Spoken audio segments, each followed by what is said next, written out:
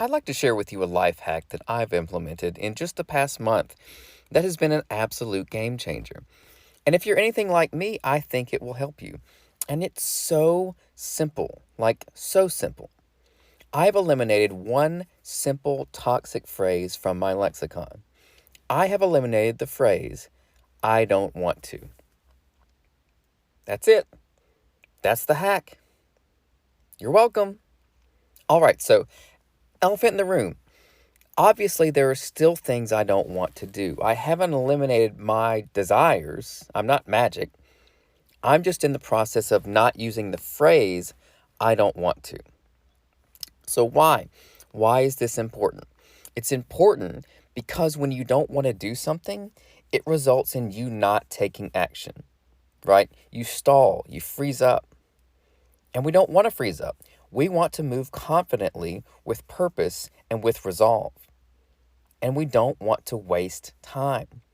Because when you waste time, when you could be solving a problem, you wasting time becomes the bigger problem. So whenever I don't want to do something, I do one of two things. I either A, just don't say it. I don't allow myself to think or say the phrase. I stop myself before it comes out. So it's just pure discipline. Or B, I express that I want the result of doing the thing I don't want to do. So instead of saying, I don't want to eat healthy, I say, I want to feel good, or I want to live a long life. Instead of saying, I don't want to do the dishes, I say, won't it be nice when the sink isn't full? So the way I'm framing it, there's nothing I don't want, only things I do want. So no negatives, only positives. So let's hit some more examples. The most basic example would be when my alarm goes off in the morning on a weekday. Now you can probably identify with this one. The alarm goes off, you're in your nice comfy bed in your nice comfy house. And this is especially true if it's cold, if it's winter. Because your body is saying to your brain, why would we choose to peel the covers off and leave the warm bed? Leaving the bed makes no sense. So, after hitting snooze a couple times, probably, you finally convince yourself to get out of bed and take a shower. But once you're in the shower, it's the bed scenario all over again. Now the shower is warm and comforting and luxurious. And it's so funny and ironic because first you're like, I don't want to get in the shower. And then you're like, well, now I don't want to get out of the shower. And you know, as soon as you shut that water off, you're going to start getting cold again. So you went from warm to cold, back to warm, back to cold again. On top of all that, you're one step closer to going to work. And you have to go outside to go to work. And outside is cold or hot or crowded or scary or unfamiliar or whatever. So point being, the morning is an absolute breeding ground for I don't want to. I don't want to get out of bed. I don't want to go to work. I don't want to leave my family. I don't want to make breakfast. I don't want to pack lunches. I don't want to make coffee. I want to drink it. Just don't want to make it. And part of the reason that you don't want to do anything in the morning is that you're just not fully functional yet, right? You're groggy. You haven't had food in like 8 to 12 hours. But somehow your brain seems to be cognizant of all the things you're responsible to accomplish, not only in that moment, but for the whole day. So there's this weird deficit between what your brain knows is required and what your body feels it's capable of, which can be intimidating and frankly disheartening, which can cause you to want to pull the covers back over your head and hope that no one notices or comes to bother you or makes you do stuff. So this is how I frame it. Think of it this way. Add up what you make in one day at work. And when your alarm goes off, ask yourself, if someone was standing over me offering me that amount of cash right now, would I get out of bed to take it from them? Is the amount of effort and discomfort worth that specific amount of money? And if the answer is yes, then get out of bed and go to work and be happy about it. That's it. It's that simple. It's that simple if you make it that simple. If you choose for it to be that simple. So recently I needed to make a phone call on my lunch break to check on something, to see if something had been taken care of. I needed to see if a premium had been paid From our mortgage company to our insurance company. Exciting stuff, I know. And in years past, this phone call would inevitably turn into multiple phone calls over days and even weeks. This person at this place would tell me I need to call this other person at the other place, who would tell me to check back in a few days. Not exactly how you want to spend your lunch breaks, right? So I was dreading making this phone call.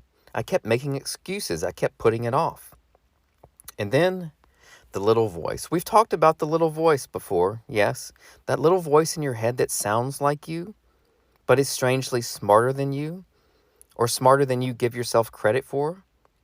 The little voice said, but you do want closure on the issue. You do want to not have to think about it anymore, which was totally true. And I knew the only way to not have to think about it anymore was to make the phone call. So it turns out I did want to make the phone call after all, because I wanted the result of making the call.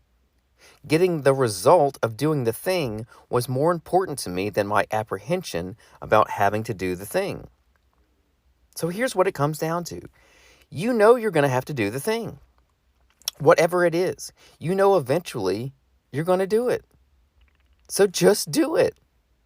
That's got a ring to it. Just do it. That's good. I've got to write that down.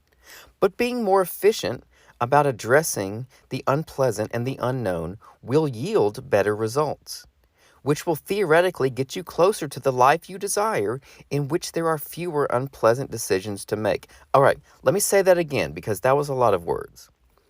Being more efficient about addressing the unknown and the unpleasant will yield better results for you as a human, which will, at least theoretically, get you closer to the life that you desire, in which there are fewer unpleasant decisions needing to constantly be made. In other words, let's say you dread going to work. You complaining about having to go to work does absolutely nothing as far as you gaining leverage to level up. But if you develop better habits, if you develop more efficiency, if you develop more initiative and strategic output and all that stuff, those are the kinds of qualities present in people who are able to level up.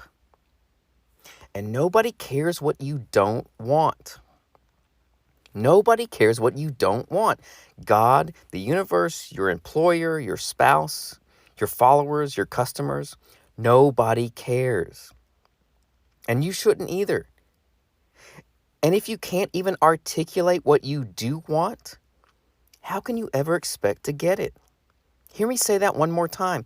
If you don't know what you want, if you don't have some form or shape of an idea, if you can't express what that looks like, how are you going to start walking toward it or manifesting or whatever you want to call it?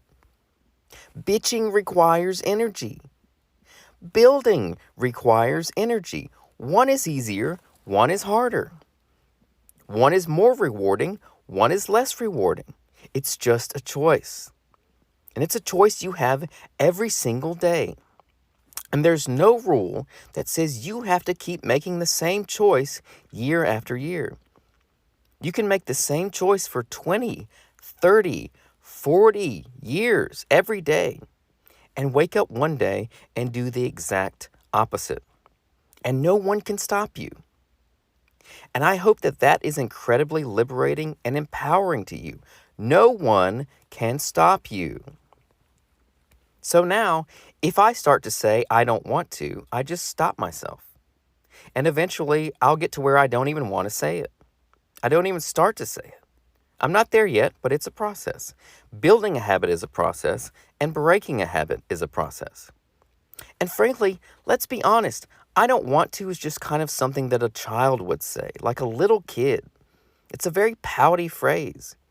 Grown men shouldn't be saying it.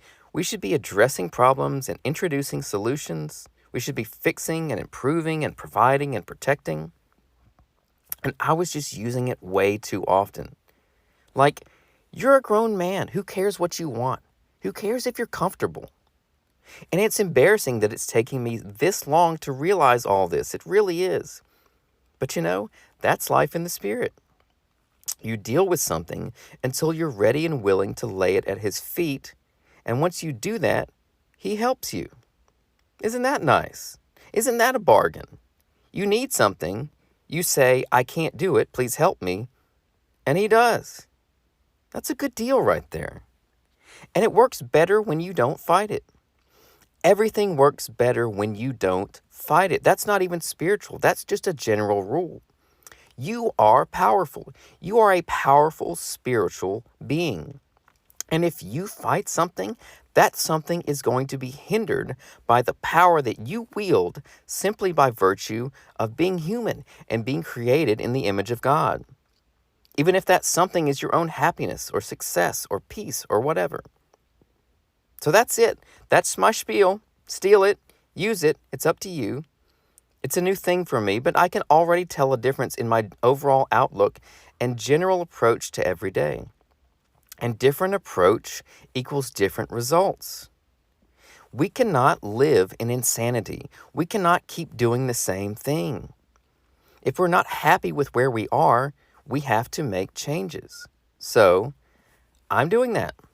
Little change now, big results down the line. But anyway, I'm Ryan Coleman, the real Ryan Coleman on Instagram, not Ryan Coleman on X. Try it. Hit me up. DM me. Let me know if this helps you. You know what else would help you? Reading something that isn't garbage. But Ryan, where would we find such a document? Garbage is all we know. All we know is Facebook and Instagram and TikTok and Hulu and Netflix and video games. I know. And I'm so glad you asked. I think, and I'm incredibly biased, but I think you would benefit from my latest ebook. It's called Problems to Proverbs, Ancient Wisdom for the Modern World, Volume 2.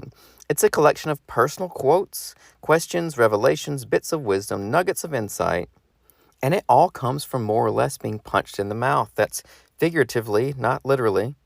Feeling aimless, feeling discouraged, feeling like you don't measure up, like you'll never get ahead, never live up to your potential. And the book is the result of about 10 years of me processing all this stuff, all these experiences and feelings, all while having really awesome people speaking into my life and while being led and fathered by the Holy Spirit. It's basically like a big chunk of my 30s, now that I think about it. So if you're in your 30s or going into your 30s, it's a good read. Gives you some really good stuff to think about. And what you think about becomes what you say and what you do. So if you think better, you'll do better, right? So I'm basically saying this book will make you better. So you should buy it. You should order it right now. And I'll make that super easy by dropping a link in the show notes so that you can start reading immediately, so that you can immediately start becoming wiser. And it's a digital download, so you don't even have to wait for it to get to your house. Just go straight to your phone. It's like magic.